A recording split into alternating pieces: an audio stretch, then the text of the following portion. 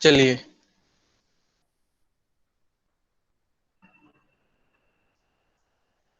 आपको स्क्रीन पे दिख रहा है सब कुछ? यस जी सर। सर। यस सर, हाँ, बहुत अच्छे से दिख रहा है। तो आप लोग जो है कि इनका समय दीजिए। 384 या 384 ईसा पूर्व, है ना? ईसवी सन की बात नहीं हो रही है, ध्यान रखिएगा। ये सब जो यस। आप लोग पढ़ते समय बुद्ध के बारे में, महावीर के बारे में जो आप लोग पढ़ रहे होंगे, या चंद्रगुप्त के बारे में पढ़ते हैं अपने देश में इतिहास में, वैसे ही कुछ है जो है कि इनका है 384 ईसा पूर्व से लेकर के 322 ईसा पूर्व तक का है। ठीक है। और ये क्या थे? यूनान के ये भी दार्शनिक थे, प्लेटो के और सिकंदर के गुरु थे। किसके शिष्य थे? प्लेटो के। प्लेटो के। और गुरु किसके थे? सिकंदर। सिकंदर के। सिकंदर। सिकंदर के बारे में आप लोगों ने जानते होंगे इस इतिहास में। Yes sir. बहुत बड़े विजेता थे विश्व के। बहुत सारे देशों में इन्होंने अपना आधिपत्य स्थापित किया था। भारत में भी ये आधिपत्य करना चाहते थे, लेकिन कहते हैं कि इतिहास में इनका जो है कि सामना किससे हुआ था? चंद्रगुप्त मौर्य से हुआ था। ठीक है। सिकंदर का सामना है चंद्रगुप्त मौर्य से हुआ था। कहते हैं सिकंदर को यहाँ हार का सामना करना था। तो ये सिकंदर जो है कि इसीलिए मैंने आपको कहा था कि आप इनके समय की मतलब ये जो कनेक्शन जो है आप वहां से करिएगा, कि जहां से चंद्रगुप्त मौर्य जब गौतम बुद्ध जब आते हैं। ठीक है। तो अब आपको थोड़ा सा कनेक्शन करने में आसानी हुई होगी कि जब सिकंदर का हमने नाम लिया, और हमारा उनका है अपने इतिहास के माध्यम से कि सिकंदर का सामना हुआ था चंद्रगुप्त मौर्य से। ठीक है। हाँ। और सिकंदर की चंद्रगुप्त मौर्य की शादी जो है, सिकंदर का एक सेनापति था, है ना, उसकी बहन से शादी हुई थी की सॉरी चंद्रगुप्त मौर्य की, कार्नेलिया से। आप लोग चंद्रगुप्त नाटक पढ़िएगा। Yes sir. आप बस बस वहां जब चंद्रगुप्त नाटक पढ़ेंगे ना, तब आपको वहां पे जो है कि बहुत सारी चीजें जो है कि सेल्यूकस वगैरह का नाम आएगा, वो सारे के सारे सिकंदर से जुड़े हुए यस हैं। सर, ठीक है। कार्नेलिया गीत का में नाम पढ़ा था। हाँ, चलिए अब हम इनके विचारों पे आते हैं। हमें इतिहास में नहीं जाना है, हमें जो है कि इनके विचारों से मतलब है दोस्त, और अनुकरण के सिद्धांत से मतलब है। ठीक है ना। आप लोगों ने पिछले प्लेटो के से जब हम बातचीत कर रहे थे प्लेटो के संबंध में, तो हमने जो है कि अनुकरण के बारे में बातचीत किया था।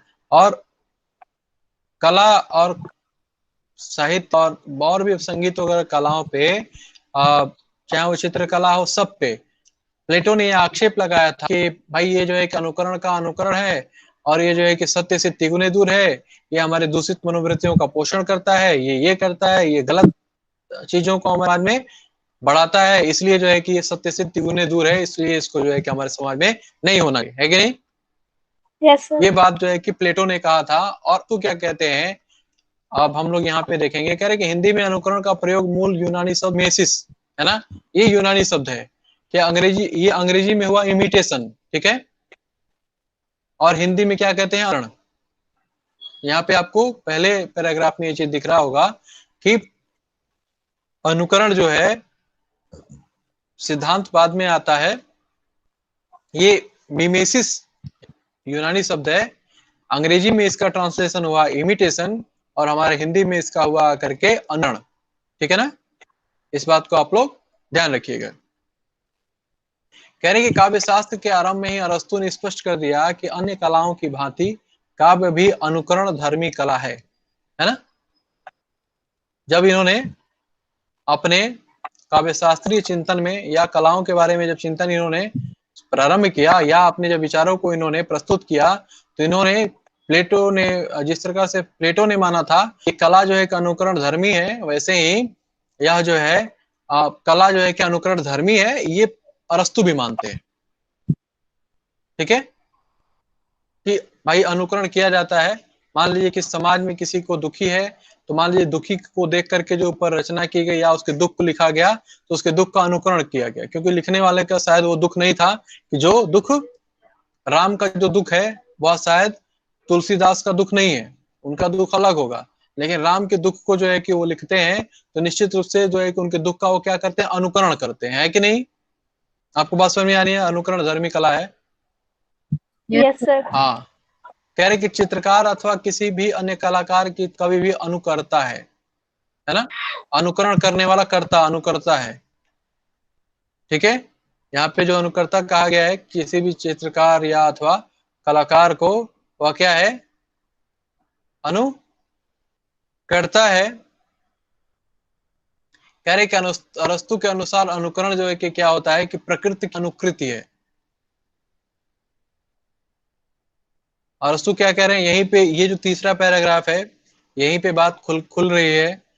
यहाँ तक तो जो है कि जैसे प्लेटो ने जो कहा अरस्तु भी उससे सहमत थे। ठीक है, यहाँ पे कह रहे हैं चित्रकार अथवा किसी भी अन्य कलाकार की तरह कभी भी अनुकर्ता है। चलो मान लिया आपकी बात, लेकिन अब इस पैराग्राफ में जो अरस्तु कह रहे हैं कि अरस्तु के अनुसार अनुकरण जो है प्रकृति की अनुकृति है, कि जैसा प्रकृति में बाहर है आप वैसा ही जो है क्या करते हैं कि अनुकृति बनाते हैं, मतलब उसका अनुकरण करते हैं। ठीक है ना। और आपको एक बात बहुत प्राचीन समय से पता है कि प्रकृति स्थिर नहीं रहती है। Yes sir. है ना। Yes sir. जो नेचर हमारा है, कहते हैं कि पहले कभी मान लीजिए जहाँ पे टीले हुआ करते थे मिट्टी के, आप देखिएगा कुछ समय के बाद, मतलब 10 साल के बाद, 15 साल के बाद वहां पे कुछ घास उगाए होंगे, या फिर जो है कि वो हवा के माध्यम से उन मिट्टी को उड़ा करके जो है कि वो थोड़ा समतल हो गया होगा, है कि नहीं। Yes sir. या पशुओं के या मनुष्यों के आने जाने की वजह से उस जगह जो है कि थोड़ा सा जो है कि वो अपने स्थान से हिल डुल गया होगा। तो प्रकृति कभी भी जो है कि जो कहते हैं कि स्थिर है, ये निरंतर परिवर्तनशील है, लेकिन इसका परिवर्तन हमें एक लंबे समय के बाद दिखाई देता है कि नहीं दिखाई देता है। सर नदियां भी रास्ता बदल लेती है। बदलती है निश्चित रूप से, आप लोगों ने बहुत सही कहा। तो ये जो कह रहे हैं कि हू बहु नकल तो जो है हो ही नहीं सकता भाई, कि जब परिवर्तनशील प्रकृति है, और जो है कि दो प्रकार की प्रकृति होती है, एक तो मनुष्य की अंतः प्रकृति होती है कि नहीं होती है। अंतः प्रकृति भी होती है कि नहीं होती है, हमारी जो है कि अपनी सोच और अपनी समझ होती है कि नहीं होती है। और मनुष्य का भी एक अपना जो है व्यक्तित्व होता है। हर व्यक्ति का अपना अलग अलग व्यक्तित्व है। और बाह्य जो प्रकृति आप देख रहे हैं, यह भी प्रकृति निरंतर परिवर्तनशील है कि नहीं है। Yes sir. तो अब ये बताइए कि जो परिवर्तनशील चीज है उसका जो है कि अनुकरण हो ही नहीं सकता, क्योंकि हम आगे कहेंगे कि जो हमें दिख रहा है हमने बस वैसे ही कर दिया, तो आगे तो चीज बदल गई ना। Yes sir. पौधों में जो है कि जो पत्तियां हैं, आप देखिए लोग कहेंगे पत्तियां हमेशा दिख रही हैं, वैसे ही पत्तियां हैं बस। लेकिन ये तो आपको भी एक साधारण बुद्धि के माध्यम से ये पता है कि वो पत्तियां भी जो है कि गिर जाती हैं। यस सर, सूखने के बाद रंग बदल देती हैं। और नहीं, रंग बदल देती हैं और वो पत्तियां गिर जाती हैं, जैसे ही पुरानी पत्तियां होती हैं वो गिर जाती हैं और नए पत्ते फिर उसकी जगह पे आ जाते हैं। Yes sir. तो कहेंगे नहीं, पेड़ों पे पत्ते तो ऐसे ही दिख रहे हैं, देखने वाला तो कहेगा, ऐसे देखेगा तो बोलेगा जी पत्ते तो फिर दिख रहे हैं, ऐसे ही दिख रहे हैं। आप जो है कि जैसे मान लीजिए कि जुलाई के महीने में किसी पौधे को आपने देखा हो, और आप फिर जुलाई में, अगले जुलाई में आप देखने के लिए जाइए, तो आप वहां पे देखेंगे कि वहां पे पत्ते दिखेंगे आपको। तो आप कहेंगे अरे पत्ते पिछले जुलाई में भी थे और पत्ते इस जुलाई में भी दिख रहे हैं, लेकिन वो पत्ते बदल गए, पौधा थोड़ा बड़ा हो गया, है कि नहीं। हो सकता है कि जो है कि उस पे फूल भी आ गया हो सकता है कि उस पे फल भी आ गया हो, है ना। हो सकता है कि दिसंबर में आपने जिस आम के पौधे को देखा था, वो पौधा जो है कि कुछ जो है कि मटमैला सा उसके ऊपर मिट्टियां जमी हुई थी, और उसमें कहीं फल नहीं दिख रहा था, उसमें कहीं फूल नहीं दिख रहा था। लेकिन जैसे ही आप उसको जो है मार्च में देखते हैं, या उसको अप्रैल और मई में देखते हैं, तो आप उसमें मार्च में कुछ फूल आते हैं, और जो है कि अप्रैल में छोटे छोटे आम के उसमें जो है कि नजर आते हैं। लेकिन जो है कि आप मई और जून में, जुलाई में देखिएगा तो उसमें बड़े बड़े आम नजर आते हैं। परिवर्तन हुआ कि नहीं हुआ। Yes sir. तो वही कह रहे हैं कि आप अनुकरण जो करते हैं ना, कह रहे हैं अब मनुष्य की प्रकृति स्थिर तो कभी नहीं रहती है। आपने अभी कुछ सोचा, दूसरे क्षण कुछ और सोचिएगा कि नहीं सोचिएगा। Yes sir. हाँ, तो ये आपकी मन की भी प्रकृति जो है कि या प्रवृत्ति जो है स्थिर नहीं है, वो भी परिवर्तनशील है। तो ये बताइए कि किसी के अगर बारे में हम लिख रहे हैं, तो ये बताइए कि जो है कि अगली बार हो सकता है कि उसका मन और बदल गया उसके विषय में। तो ये परिवर्तन होता रहता है, हर चीज में परिवर्तन होता है, आप में भी परिवर्तन होता है। जैसा आप पहले सोचते थे 2 साल पीएचडी कॉलेज में आने से पहले, शायद आपके सोच में और आपके सोचने के ढंग में कुछ परिवर्तन हुआ होगा। कुछ हुआ है कि नहीं हुआ है परिवर्तन? अगर नहीं, यस सर हुआ है। अगर नहीं हुआ होगा तो आप लोग जो है कि स्थिर हैं। यदि आपके भीतर, आपके सोचने में, आपके सोच के तरीकों में, आपको जो है कि अन्य चीजों को महसूस करने में, अन्य चीजों को समझने में, अगर ऐसा कुछ परिवर्तन हुआ है तो इसका मतलब कि आपने कुछ जो है कि सीखा है, आपने कुछ जो है कि अपने भीतर क्रिएटिविटी को या क्रिएटिव होने के लिए आपने अपने आप को तैयार किया है ना। अब कोई कहे कि मैं आपके विषय में, या आपकी जो है कि एक फोटो बनाई जाए जब आप जी कॉलेज में नहीं आए थे तब, और एक आपका जो है कि फोटो लिया जाए आपका, तो कुछ परिवर्तन हुआ कि नहीं हुआ? और वो सर जो हो परिवर्तन बहुत होगा ना, ज्यादा।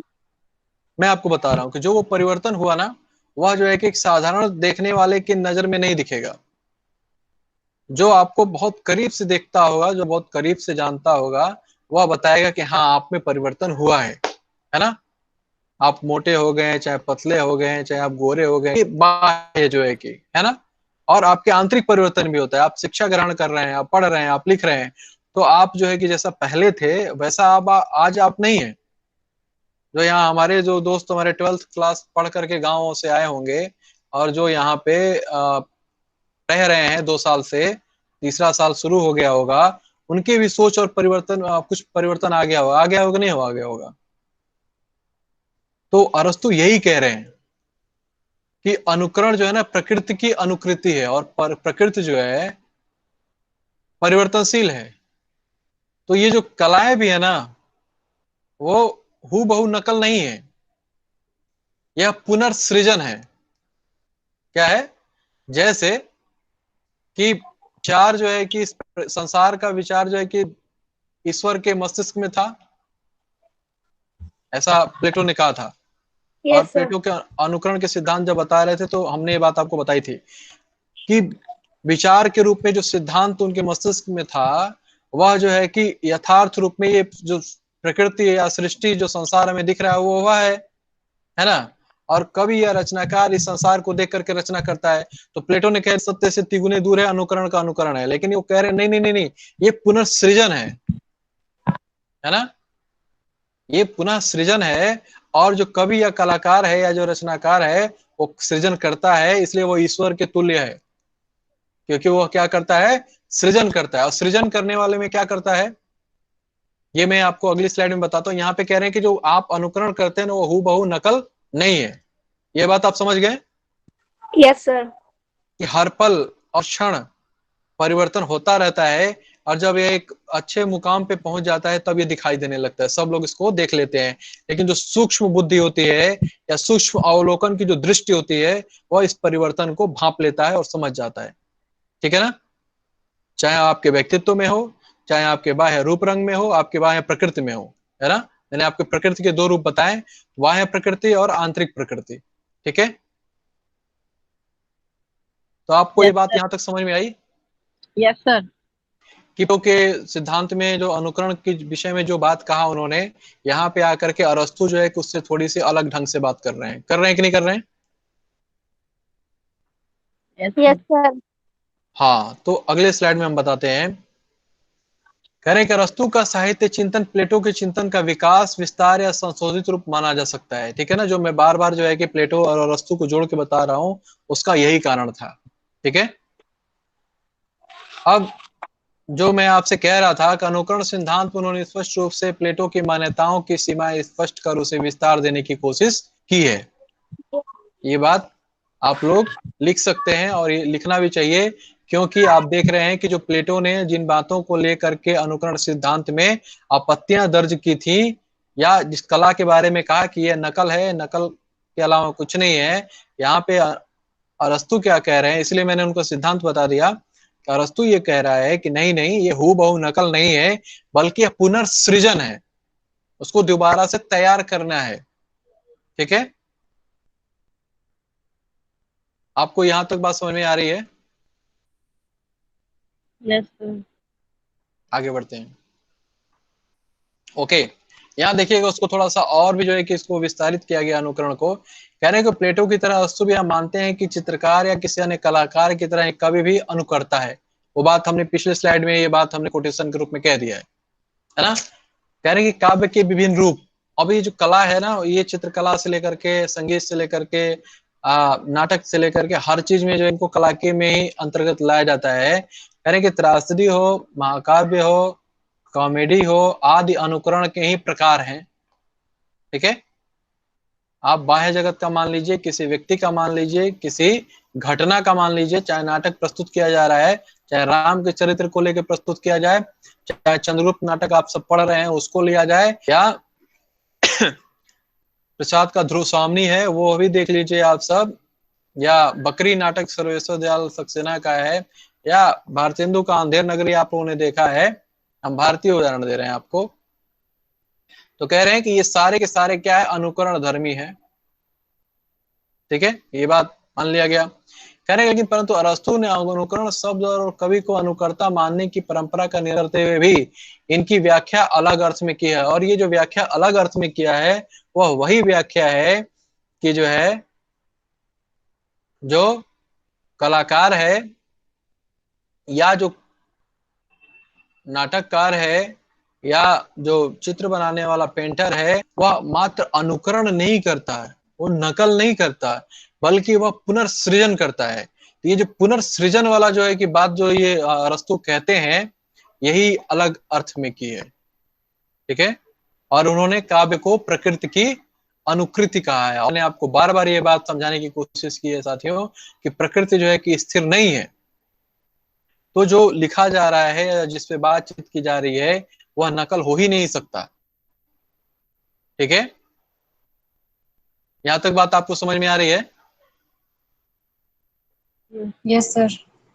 ओके, अब यहाँ पे एक बहुत महत्वपूर्ण बात है, ध्यान दीजिएगा आप सब, कि जो कवि या कलाकार अनुकर्ता है, पुनर्सृजन कला है, ये बात ठीक है। कह रहे हैं कि अनुकर्ता कवि जिस अनुकार्य का या जिस वाह्य का, चाहे किसी विचार का, किसी भाव का, या किसी प्रकृति में दिखने वाले किसी दृश्य का जब अनुकरण करता है या उसका चित्र बनाता है या नाटक लिखता है या महाकाव्य लिखता है, कह रहे कि अनुकर्ता कवि जिस अनुकार्य का अनुकरण करता है उसकी प्रकृति की व्याख्या करते हुए कहता है कि वह 3 प्रकार की वस्तुओं में से कोई भी हो सकता है।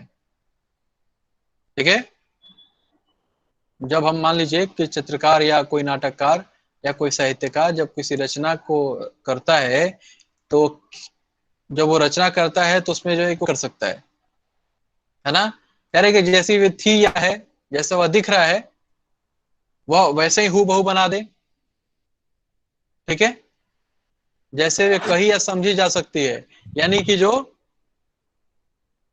हम सोचते हैं, जो हम सोच रखते हैं या हम चाहते हैं कि नहीं ये ऐसी भी हो सकती है। ठीक है, आप उसकी भी जो है कि रचना कर सकते हैं। आप उस, अब हाथी, जैसे मान लीजिए हाथी का चित्र बनाना है, आप हाथी वैसे ही बना दीजिए। ठीक है, अब मान लीजिए कि आपने गणेश जी का चित्र बनाया। ठीक है, तो आपने क्या किया कि हाथी की जो नाक थी ना, आपने जो चेहरा था आपने गणेश जी के ऊपर बना दिया। तो अब ये अलग ढंग का हुआ कि नहीं हुआ? Yes sir.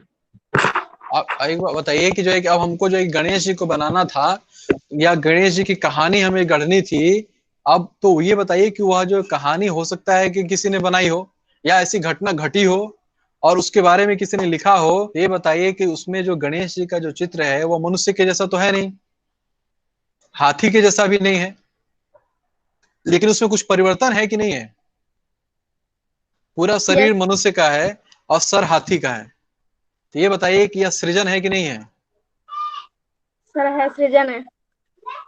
वैसे मान लीजिए कि ईश्वर ने हमारे जैसे मनुष्य को बनाया, हाथी को बनाया, और मनुष्य क्या किया कि अपनी कल्पना शक्ति के द्वारा कुछ ऐसा रचा या ऐसा उसने जो है कि कहा कि जो इससे अलग हटके है, तो वह ईश्वर के समकक्ष सृजन करने वाला हो गया कि नहीं हो गया? तो उसने कुछ ऐसा कल्पना किया कि जो है कि सर जो है किस बात हाथी का है और पूरा धड़ जो है कि पूरा और सब अंग किसका है? मनुष्य का है। तो ये बताइए कि जो है कि ये हूबहू नकल थोड़ा ना हुआ। ऐसे ही आपके समाज में और आपके पुराणों में बहुत सारे उदाहरण हैं, और ऐसे ही पश्चिम में भी बहुत सारी कहानियां हैं।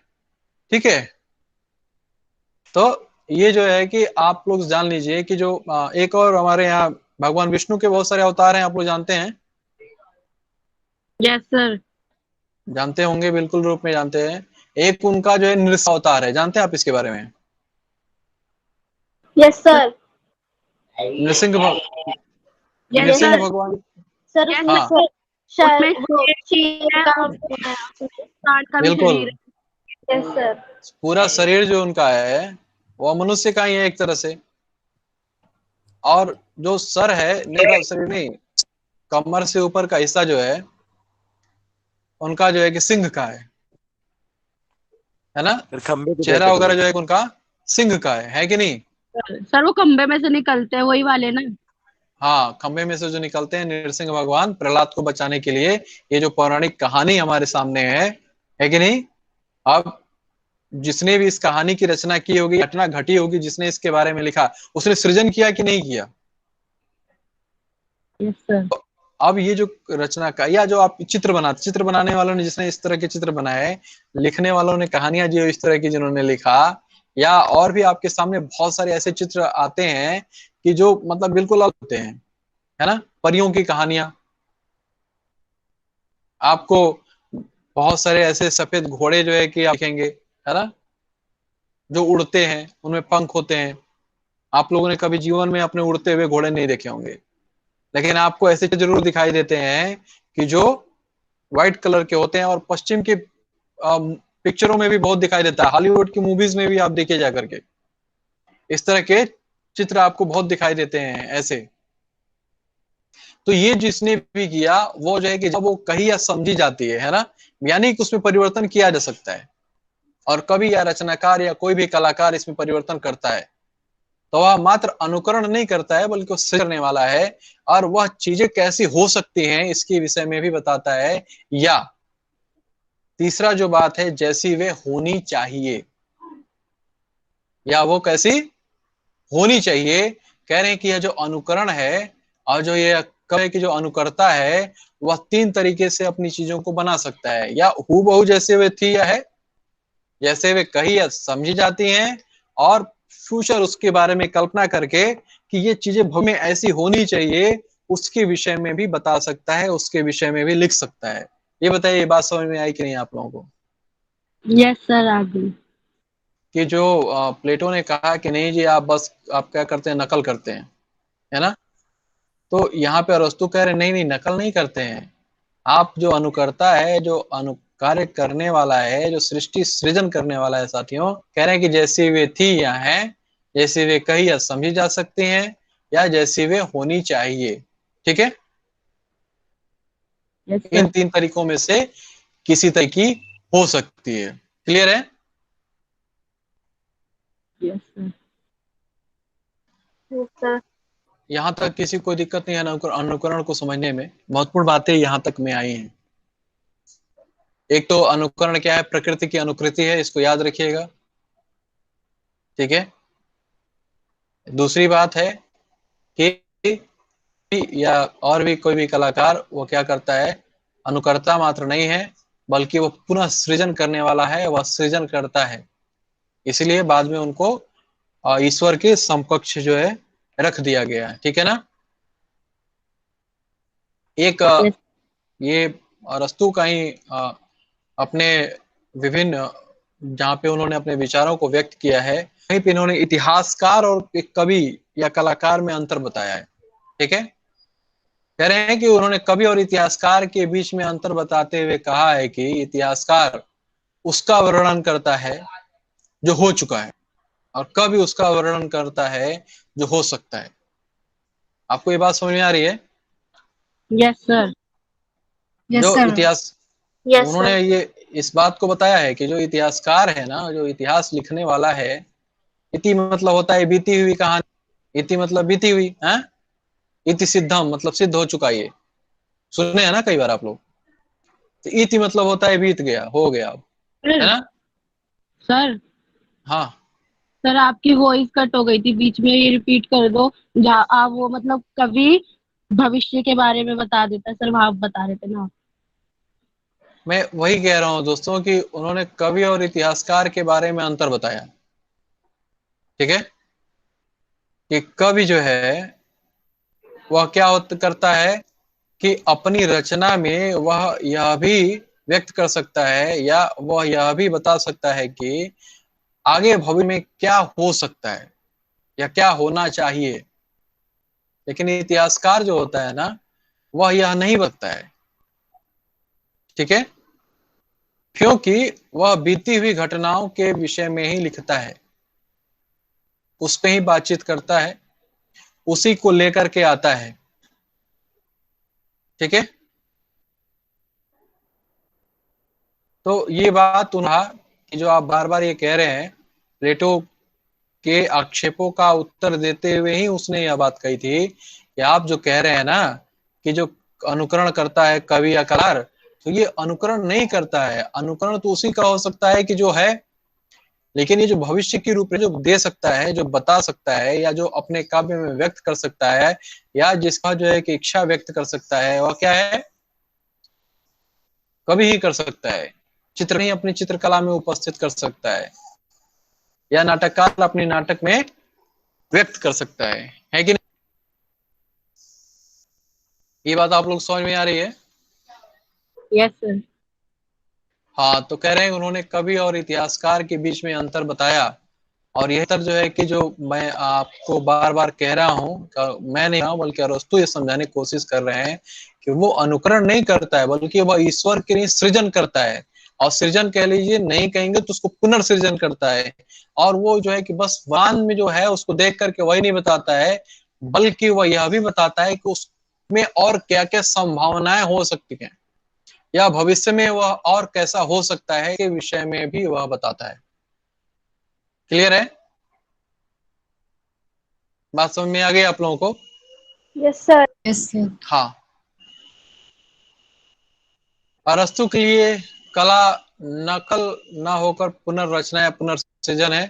इसको आप लोग एकदम ध्यान रखिएगा और इसको याद करिएगा, इसलिए मैंने इसको अलग से ऐसे ही लिखा हुआ है कि अरस्तु के लिए कला जो है ना, वह पुनर्नकल ही नहीं है, वह पुनर्रचना है और पुनर्सृजन है। यहाँ पे एक शब्द और जोड़ दीजिए आप लोग, पुनर्सृजन है, बल्कि वह हूबहू नकल नहीं है। इस बात को आप लोग एकदम रटे रहिएगा, ये ब्रह्म वाक्य है जब आप लोग अनुकरण के बारे में बताइएगा तो। और ये क्यों आ रहा है? क्योंकि प्लेटो ने कहा था कि वह नकल है, और नकल का नकल होने के कारण सत्य से तिगुने दूर है, झूठ है, होमर झूठ को फैलाता है। और भी जो उस समय के जो महान साहित्यकार या कलाकार हैं, चित्रकार हैं, वो नकलची हैं, दूषित मनोवृत्तियों को बढ़ाने वाले हैं, ऐसे ऐसे आक्षेप किए गए। और इस सब का जवाब फिर जो है कि अरस्तु ने अपने तीनों सिद्धांतों अनुकरण, विरेचन और त्रासदी में उत्तर दिया है। ठीक है, तो ये अरस्तु के लिए कला नकल नहीं है, बल्कि पुनर्रचना या पुनर्सृजन है। ठीक है, यहां तक आपको बात समझ में आ गई? आवाज मेरी जा रही है? Yes sir. Yes sir. Yes sir. हाँ, यस सर। आप लोग बोलेंगे नहीं तो मुझे लगेगा कि मेरा माइक कोई कहीं आप तो नहीं हो गया। ठीक है, क्योंकि इलेक्ट्रॉनिक सामान है, कोई ठिकाना नहीं है इन सबों का। तो अब तक जो हमने पेरेटो का अनुकरण सिद्धांत क्या है, और अरस्तु ने जो है कि अपना अनुकरण सिद्धांत क्या दिया, आपको इसमें अंतर आ गया कि समझ में है कि नहीं आ गया? Yes sir. और किसी को अभी तक की बात में कोई अगर दिक्कत आई हो तो अभी पूछ लीजिए, मैं पीछे जाकर के फिर मैं आपको समझा दूंगा। क्योंकि अब जो है कि अनुकरण के सिद्धांत की व्याख्याएं की गई, और वो व्याख्याएं जो है कि एक मिनट, वो व्याख्याएं जो है अलग अलग जो कैटेगरी के जो विद्वान थे, अलग अलग समय पे किया गया है ना। ये नव क्लासिकी व्याख्या, स्वच्छंदतावादी व्याख्या और रूपवादी या संरचनावादी व्याख्या। यानी कि जो ये विद्वान हैं जो इन सिद्धांतों को मानने वाले हैं, उन्होंने बाद में चल करके अनुकरण के सिद्धांत की अलग अलग व्याख्याएं प्रस्तुत की। उसी प्रकार से जैसे रस सिद्धांत की व्याख्या अलग अलग विद्वानों ने, जैसे ध्वनिवादी आचार्य आनंदवर्धन ने, कुंतक ने, या फिर जो है कि उद्भट्ट ने, अलंकारवादी आचार्य और लोगों ने जिस प्रकार से अलग अलग व्याख्याएं प्रस्तुत की, वैसे ही अरस्तु के अनुकरण की भी अलग अलग व्याख्याएं प्रस्तुत किया। इस नौ क्लासिकी व्याख्या ने, स्वच्छंदतावादी व्याख्या ने, रूपवादी या संरचनावादी व्याख्या ने। हाँ, अब कोई कुछ कह रहा था पीछे में, आप लोग मेरे से पूछते हैं, सर बताइएगा। वो क्या प्लेटो ने बोला है कि जो अनुकरण का जो अनुकरण का अनुकरण है उससे हाँ सच कितना दूर है। अब हाँ, वहीं ये अरस्तु कहते हैं कि वो अनुकरण का अनुकरण नहीं है, मतलब नकल नहीं है। बिल्कुल क्या बिल्कुल, उसका दूसरा रूप या फिर वो दूस पुनर्सृजन है। वो कह रहे हैं कि वो नकल नहीं है, बल्कि कवि जो है कि या जो चित्रकार है या कलाकार है, वो ऐसा भी करता है कि उसमें अपनी कल्पना शक्ति के द्वारा कुछ ऐसा उसमें परिवर्तन करके ऐसा कुछ रचता है, लिखता है या बनाता है कि जो भविष्य में क्या हो सकता है, यानी कि संभावनाओं के बारे में भी बताता है अपने रचनाओं में, है ना। ठीक है सर। जैसे राम की कहानी जो है कि कई तरीके से लिखी गई है, यस ठीक है। सर। आप लोग जो है कि एक राम की कहानी जो तुलसीदास जी कहते हैं वो सुना है, पढ़ा है। Yes sir. एक वाल्मीकि जी जो कहे हैं वो आप लोगों ने जाना होगा, पढ़ा भले नहीं होगा, संस्कृत में है ना।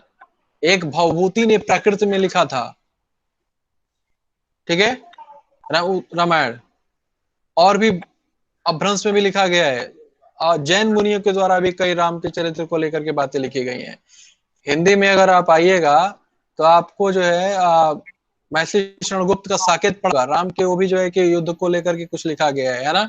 इधर आइएगा तो आपको निराला, सूर्यकांत त्रिपाठी निराला ने भी राम को लेकर के राम की शक्ति पूजा करके नाम का जो है एक खंड काव्य लिखा हुआ है, ठीक है। तो अपने अपने समय की जरूरतों के अनुसार उन लोगों ने क्या किया कि कुछ ऐसी समस्याओं का निदान भी दिया हुआ है, ठीक है। Yes sir. हाँ, तो मतलब कि ये कहना है कि वो उन्होंने जो आक्षेप लगाया कि नहीं नहीं ये नकल की नकल करते हैं, दूसरी मनोवृत्तियों को बढ़ाते हैं, इनका कोई नहीं, इनको बाहर कर देना चाहिए। तो अरस्तु ने कहा नहीं भैया, ये अनुकृति जो होती है ना, ये अनुकरण जो होता है वह जो है कि मात्र नकल नहीं होता है, बल्कि उसमें ये संभावना होती है कि जो चित्रकार बना रहा है जिस चित्र को, या जो रचनाकार जिस प्रकार की रचना को प्रस्तुत कर रहा है, वह ये कर सकता है कि और उसमें क्या हो सकता है या वो कैसी होनी चाहिए। और जब इस बात की कल्पना करके जब वो अपना चित्र बनाता है, या इस बात की कल्पना करके जब कोई नाटककार कोई नाटक लिखता है या कोई कवि अपनी कविता लिखता है, तब जाकर के वह अलग हो जाता है और वो नकल नहीं होता है, ठीक है। Yes sir. क्योंकि अगर राम की कहानी को अगर नकल ही करना था, वही जो है कि वाल्मीकि लिखे थे, वही हो सकता है कि भवभूति का भी हो, वही हो तुलसी। सकता है कि तुलसीदास का हो, वही जो है कि महर्षि शरणगुप्त का हो, वही जो है कि सूर्यकांत त्रिपाठी निराला का हो, या और जिसने भी राम के चरित्र को लेकर के बातें लिखी हो उसका हो, या जो दक्षिण भारत में तमिल में कंब रामायण लिखा है उसका, उसकी बातचीत हो, है कि नहीं। या और भी कहीं भी कंबोडिया में राम का जो है जो रूप खेला जाता है, नाटक खेला जाता है, वहां पे जो है कि उसी वही हो, ऐसा तो नहीं है ना, अलग अलग चीजें हैं। तो यस सर। यानी कि ये जो कल्पना शक्ति के माध्यम से, या जो ये पावर है लिखने में कि हम भविष्य की स्थितियों का भी दिग्दर्शन उसमें करा सकते हैं, यही शक्ति है। और यह जो है जो करता है वह पुनर्सृजन करने वाला है, वह ईश्वर के तुल्य है, क्योंकि वह क्या करता है, सृजन करता है, ठीक है ना। बात समझ में आई आप लोगों को यस सर। कि मात्र ये नकल का नकल नहीं है, बल्कि इसमें जो है कि अपनी अकल का इस्तेमाल करके, बल्कि अपनी बुद्धि के द्वारा और अपने भावों के द्वारा वह परिवर्तन कर देता है कि ये चीजें ऐसी होनी चाहिए, है ना। मनुष्य में जो है ईश्वर है तो अवतार ले सकते हैं, तो मछली के रूप में भी अवतार ले सकते हैं। ईश्वर है तो वह जो है एक कच्छप के रूप, कछुए के रूप में भी अवतार ले सकते हैं, हाँ? ईश्वर है तो वह बामन के रूप में, वो तो चलो मनुष्य के ही रूप में थे। ईश्वर है नृसिंह के रूप में भी आ सकते हैं, है ना। Yes sir. तो आप लोग देखिए इस तरीके से शंकर जो रूप हमारे सामने है, शिव जो हमारे सामने है, आप उनका रूप देखिए, आदिवासी टाइप के लगते हैं, है ना। बाघ का आसन पे बैठते हैं, बाघ के छाल को अपने वजन में लपेटते हैं, रुद्राक्ष की माला पहने रहते हैं, बाल बड़े बड़े उनके होते हैं हमेशा, है ना। उनमें से सांप लिपटे रहते हैं, ठीक है। आसपास जो है कि भूत पिशाच रहते हैं। तो ये बताइए कि यह ईश्वर, उनको किसी ने देखा है क्या? वो ये दावा कर सकता है कि मैंने शंकर जी को देखा है, ऐसे ही थे? लेकिन हमने अपनी कल्पना शक्ति के द्वारा ईश्वर को रूप दिया हुआ है यस सर। ना। मुझे नहीं लगता कि किसी ने ईश्वर को देखा होगा, लेकिन हमने जो है कि अपनी श्रद्धा से, अपने भाव से, अपनी कल्पना शक्ति के साथ हमने ईश्वर को भी एक रूप दिया हुआ है कि ईश्वर ऐसे हैं, ठीक है। कितनी बड़ी शक्ति है कि हम इसको भी जो है कि रूप देते हैं। तो आप लोगों को ये बात समझ में आई? ये सारी चीजें संभव तभी हो सकती हैं कि जब हम कुछ लिखते समय, कुछ बनाते समय अपनी इसी आगे भावनाएं, संभावनाओं को जब साथ में रखेंगे तभी परिवर्तन करेंगे। आप लोग जो क्या करते हैं, देखिए यहाँ पे मैं स्पष्ट कर देना चाहता हूं कि आप सब जो परीक्षा में नकल का नकल करते हैं कि नहीं करते हैं? परीक्षाओं में क्या होता है कि जब एक नोट्स होता है, या मान लीजिए कि आप एक चैंपियन खरीदते हैं और आप बहुत सारे लोग, पूरे विश्वविद्यालय की कॉपियों को उठा लिया जाए तो लगभग 90% लोग जो है कि वही लिखे होते हैं कि जो उन चैंपियंस में लिखे हुए होते हैं। तो वह नकल का नकल है। लेकिन जैसे ही आपने क्या किया कि कुछ पतन कर दिया, कुछ जोड़ दिया, आपने जो है कि हो सकता है चैंपियन से कोई मटेरियल लिया, कुछ किसी नोट्स से लिया, किताब से लिया, और जब आपने उनको जोड़ दिया और आपने जोड़ करके उसमें कुछ अलग तरीके से ढंग, अपने लिखने या प्रस्तुत करने के ढंग को भी आपने उसमें मिला दिया, तो पुनर्सृजन हो गया। वह जो है कि कुछ अलग हो, और यह अलगाव ही आपको पृथक करता है अन्यों से, ठीक है। तो आप लोग, प्लेटो ने जो अनुकरण की बात कही वह जो है कि आप लोग अपने बीच में भी देख सकते हैं, और अरस्तु ने जिस अनुकरण की बात कह रहे हैं वह आप अपने बीच में भी वो भी देख सकते हैं। हालांकि अरस्तु जिस तरह की बात कह रहे हैं उसकी संभावना या उसकी उस तरह से पढ़ने सो लिखने वाले लोग थोड़ा कम ही होते हैं। लेकिन होना वही चाहिए कि जो अरस्तु कह रहे हैं, नकल की नकल ना करिए, बल्कि आप पुनर्सृजन करिए, चीजों को लीजिए और ये बताइए और कुछ जोड़िए अपने तरीके से, और उसको फिर आप अलग ढंग से प्रस्तुत करिए। यही आपकी महानता होती है, यहीं पे आप होते हैं। बात समझ में आई आपको? Yes sir. Yes sir. Yes. तो ये जो हमने आपको अनुकरण का थोड़ा व्यापक रूप भी आपको बताया, तो किसी को भी अगर कहीं भी दिक्कत हो समझने में तो मैं एक बार स्लाइड बैक करता हूँ, आप लोग मेरे को बता दीजिए, मैं आपको फिर समझाऊंगा। यहीं से हमने शुरुआत की थी, ये बात आपको समझ में आ गई थी? बहुत छोटी सी बात थी, अरस्तु का समय है और ये है। इनमें जो बातें लिखी हुई हैं कि अनुकरण जो है, मिमेसिस इसका यूनानी शब्द है, इमिटेशन अंग्रेजी का शब्द है, और अनुकरण हिंदी का शब्द है, ठीक है। Yes sir. ओके। और अरस्तु ने बात को जो है कि यहीं से बताया कि ठीक है, आप कह रहे हैं कि कला या अन्य कलाकार हैं, चित्रकार, सब अनुकरण धर्मी कराए, ठीक है, अनुकरण उसमें होता है, इसमें इससे वो इनकार नहीं कर रहे हैं। लेकिन कह रहे हैं कि चित्रकार अथवा किसी भी अन्य कला की तरह कभी भी क्या होता है, अनुकर्ता होता है ना। वो भी अनुकरण करता है, लेकिन वो जो अनुकरण करता है, तीसरी लाइन में ये बात उन्होंने कहा है कि वह प्रकृति की अनुकृति। मैंने इस पे आपको थोड़ा सा समझाया कि प्रकृति जो है कि चाहे हमारे अंतः प्रकृति है चाहे बाह्य की प्रकृति है, वो कभी स्थिर नहीं होती है, वह परिवर्तनशील है। इस परिवर्तन है कि कहीं कुछ तेजी से परिवर्तन होता है, कहीं धीरे परिवर्तन होता है ना। लेकिन परिवर्तन निश्चित रूप से रहता है। आपको पता है कि आज जहाँ पे हिमालय है वहां पे कभी सागर हुआ करता था। Yes sir. परिवर्तन हुआ ना, वो परिवर्तन थोड़ी बाद में दिखाई देता है। उसी प्रकार से आप जो यहाँ पे जो डेजर्ट देख रहे हैं, जो रेगिस्तान देख रहे हैं, जो सहारा का रेगिस्तान देख रहे हैं साथियों, वहां पे कभी ना कभी पानी था, वहां पे जंगल था, ठीक है।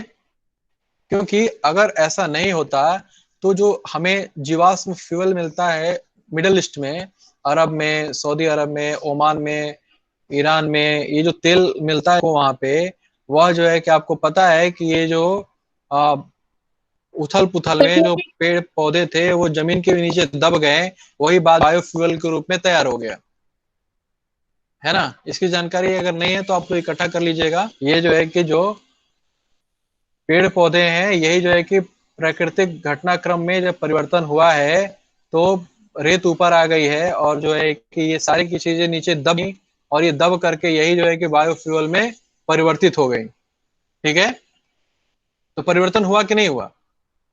Yes sir. हाँ, तो प्रकृति जो है कभी स्थिर नहीं है, वह भी परिवर्तनशील है। तो उसके बारे में जो कहा जाएगा, लिखा जाएगा, तो वो भी परिवर्तनशील ही होगा, क्योंकि जो है कि अगर आप उस परिवर्तन को देख करके लिख रहे हैं तो निश्चित रूप से उसमें कुछ ना कुछ कहीं ना कहीं परिवर्तन हो जाएगा। ठीक है, तो यही कह रहे हैं कि ये हूबहू नकल नहीं है, बल्कि वो कैसी हो सकती है इस संभावनाओं को भी या अपनी कल्पना शक्ति के माध्यम से द्वारा उसमें कुछ जोड़ता है या पुनर्सृजन करता है या उसमें कुछ बताता है। ये आप लोग को समझ में आ गया होगा। किसी को कोई दिक्कत हो तो बताइए यहाँ पे।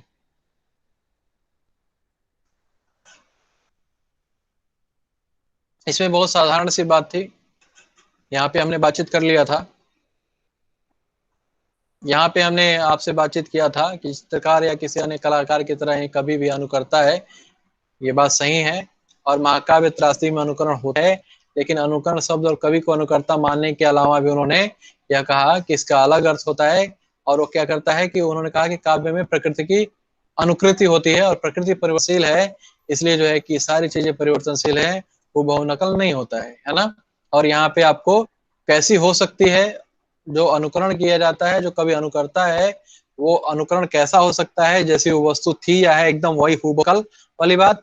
दूसरी बात कहते हैं कि जैसा कही या समझी जाती है उसपे थोड़ा सा कल्पना का आता है, और भविष्य की रूपरेखा बताई जा सकती है वो कैसी हो सकती है। ठीक है, कह रहे हैं कि इस तरह से कवि और इतिहासकार के बीच में वो अंतर भी बताते हैं। इतिहासकार बीती हुई चीजों का वर्णता है, और जो कवि होता है या जो कलाकार होते हैं वो आगे भविष्य में क्या हो सकता है इस बात का भी जिक्र करते हैं। इस बात को भी वो बताते हैं कि इस प्रकार से वो सृजन करता है, सृजन करने वाला ईश्वर के समकक्ष होता है, वह नकलची नहीं होता है। ये बात अरस्तु ने कहा। ठीक है, यहाँ पे मैंने इसलिए लिखा कि ये कोटेशन आपको याद रहना चाहिए। कला नकल ना होकर के पुनर्रचना या पुनर्सृजन है, और सृजन करने वाला कभी भी नकल नहीं करता है। ठीक है, बात समझ में आ गई आप लोगों को यहाँ तक? मैं अपनी स्लाइड्स को यहीं रोकता हूँ, अगली क्लास में इस पे और आगे इन व्याख्याओं के विषय में बातचीत करेंगे। ठीक है, अटेंडेंस। जी sir.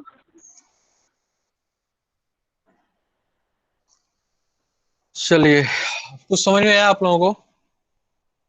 Yes sir. Yes, sir. Sir. एक मिनट।